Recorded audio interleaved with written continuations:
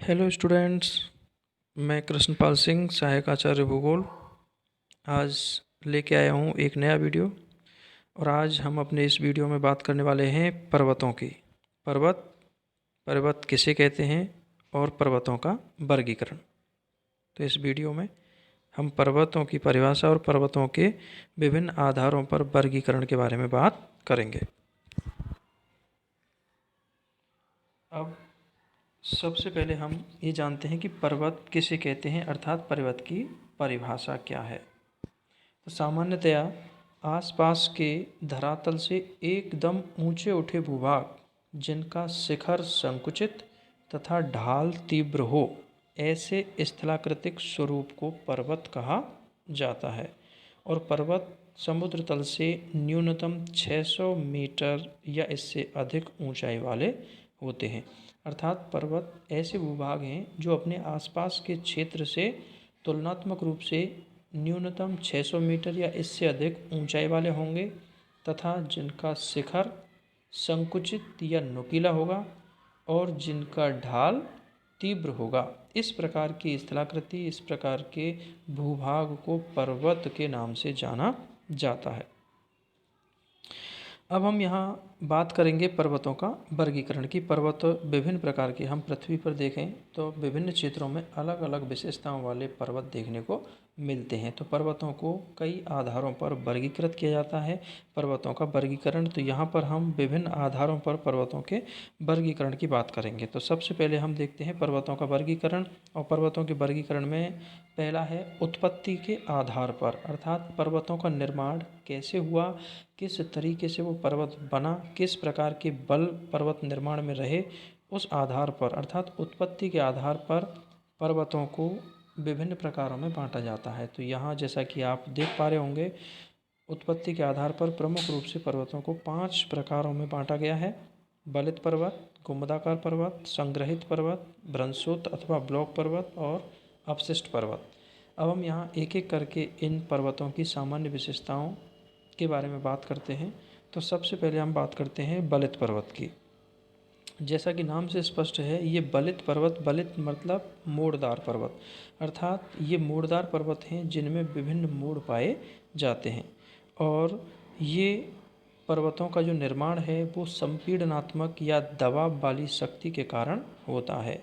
जब किसी क्षेत्र में विभिन्न अलग अलग अर्थात दो विपरीत दिशाओं से आने वाला संपीड़नात्मक बल एक दूसरे की ओर कार्य करता है, तो उस संपीड़नात्मक बल के कारण बीच का मलबा जो है वो भिज करके बलित हो जाता है और उससे पर्वत का निर्माण हो जाता है। और इस बलन के दौरान जो ऊपर उठा हुआ भाग होता है वो अपनति के रूप में या पर्वतीय शिखर के रूप में होता है, और जो नीचे धंसा हुआ मैदान, नीचे धंसा हुआ जो भाग है वो पर्वतीय घाटी के रूप में आता है, जिसे हम अभिनति के नाम से भी जानते हैं।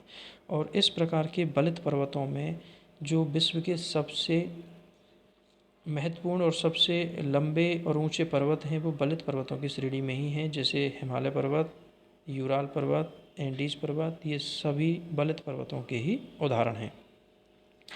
अब हम बात करते हैं दूसरा प्रकार, वह है गुम्बदाकार पर्वत। और गुम्बदाकार पर्वत जैसा कि नाम से स्पष्ट है, ये गुम्बद के रूप में होते हैं।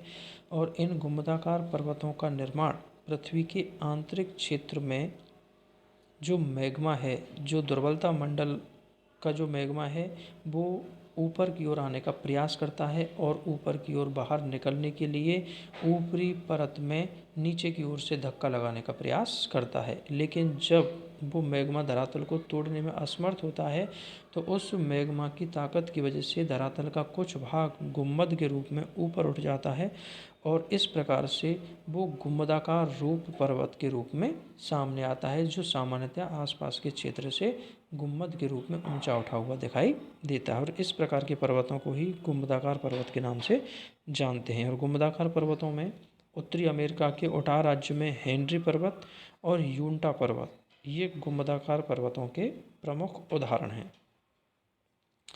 अब बात करते हैं हम अगले तीसरे प्रकार की, और वो है संग्रहित पर्वत।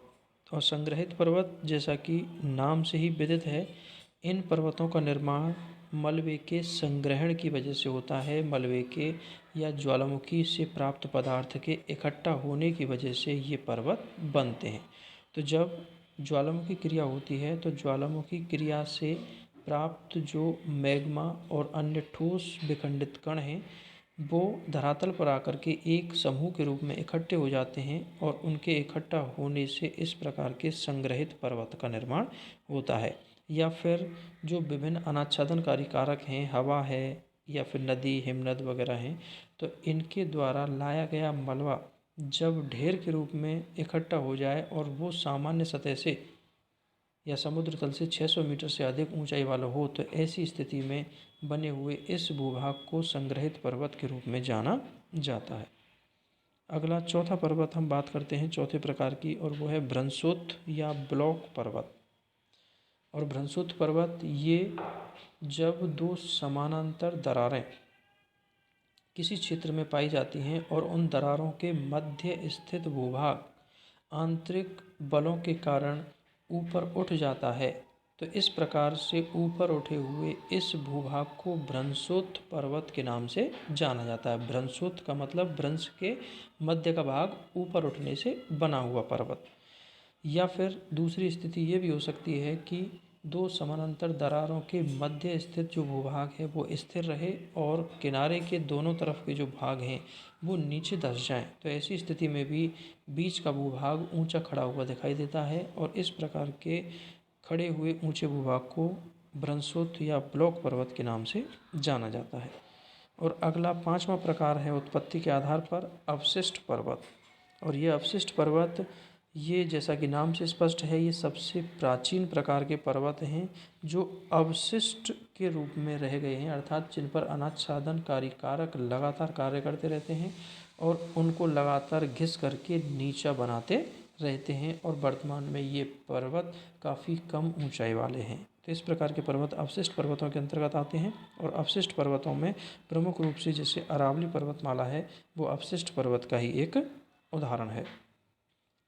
तो ये था पर्वतों का उत्पत्ति के आधार पर वर्गीकरण। अब हम बात करते हैं आगे ऊंचाई के आधार पर पर्वतों का वर्गीकरण। और ऊंचाई के आधार पर जैसा कि आप स्लाइड देख पा रहे होंगे, ऊंचाई के आधार पर हम पर्वतों को प्रमुख रूप से 4 वर्गों में विभाजित करते हैं। और उनमें सबसे पहला है अधिक ऊंचे पर्वत। और अधिक ऊंचे पर्वत के अंतर्गत वो पर्वत शामिल किए जाते हैं जिनकी ऊंचाई समुद्र तल से 2000 मीटर से अधिक होती है, अर्थात जो पर्वत समुद्र तल से 2000 मीटर से ज़्यादा ऊंचाई वाले हैं वो अधिक ऊंचे पर्वत के इस वर्ग में शामिल किए जाते हैं। दूसरा साधारण ऊंचे पर्वत। और साधारण ऊंचे पर्वत के अंतर्गत वे पर्वतीय क्षेत्र या वे पर्वत शामिल किए जाएंगे जिनकी ऊंचाई 1500 से 2000 मीटर के बीच पाई जाती है। तीसरा कम ऊंचे पर्वत। और कम ऊंचे पर्वतों में ऐसे पर्वत सम्मिलित होते हैं जिनकी ऊंचाई 1000 से 1500 मीटर के मध्य होती है। तथा चौथा वर्ग है निम्न पर्वत। और इसमें वे पर्वत शामिल होते हैं जिनकी ऊंचाई 600 मीटर से लेकर 1000 मीटर के बीच में पाई जाती है। तो ये ऊंचाई के आधार पर सामान्य वर्गीकरण है पर्वतों का।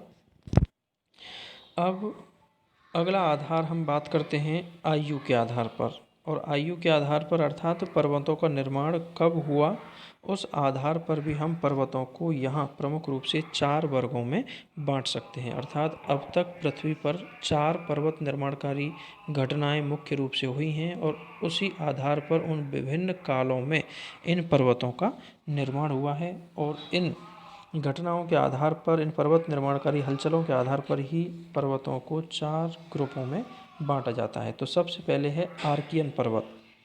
आर्कियन पर्वत, और ये जैसा कि लिखा हुआ है इसमें 40 करोड़ वर्ष पूर्व, आज से लगभग 40 करोड़ वर्ष पूर्व कैम्ब्रियन काल में इन आर्कियन पर्वतों का निर्माण हुआ या आर्कियन पर्वत निर्माणकारी हलचल हुई, जिसमें विभिन्न क्षेत्रों में अलग अलग नामों के जो पर्वत हैं उनका निर्माण हुआ। और उन कैम्ब्रियन युग के बने हुए समस्त पर्वतों को आर्कियन पर्वत की श्रेणी में माना जाता है।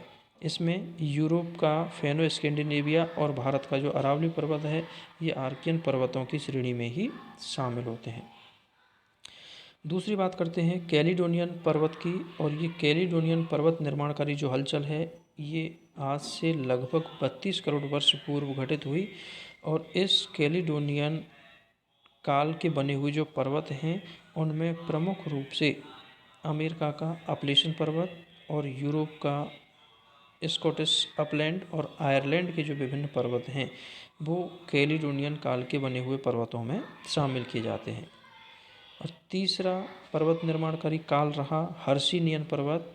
और हर्षिनियन पर्वत निर्माणकारी जो हलचल हुई वो आज से लगभग 22 करोड़ वर्ष पूर्व हुई और 22 करोड़ वर्ष पूर्व हुए इस पर्वत निर्माणकारी हलचल के दौरान बने हुए पर्वतों को हर्षिनियन पर्वत के नाम से जाना जाता है। और हर्षिनियन पर्वत जर्मनी के हॉल्ज पर्वत के नाम के आधार पर इस पर्वत निर्माणकारी घटना को हर्षिनियन के नाम से जाना जाता है।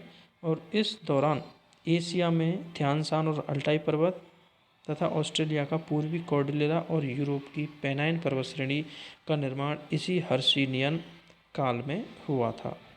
और अगली बात करें हम अल्पाइन पर्वत और अल्पाइन पर्वतों की जो पर्वत निर्माणकारी अल्पाइन हलचल है ये सबसे नवीन पर्वत निर्माणकारी हलचल है, अर्थात अल्पाइन काल के बने हुए पर्वत सर्वाधिक नवीन हैं और यही कारण है कि अल्पाइन पर्वतों की ऊंचाई भी सबसे ज़्यादा है। और अल्पाइन पर्वत निर्माणकारी जो हलचल है वो वर्तमान से लगभग 3 करोड़ वर्ष पूर्व घटित हुई और इस दौरान अधिकांशतया नवीन मोड़दार पर्वतों का निर्माण हुआ।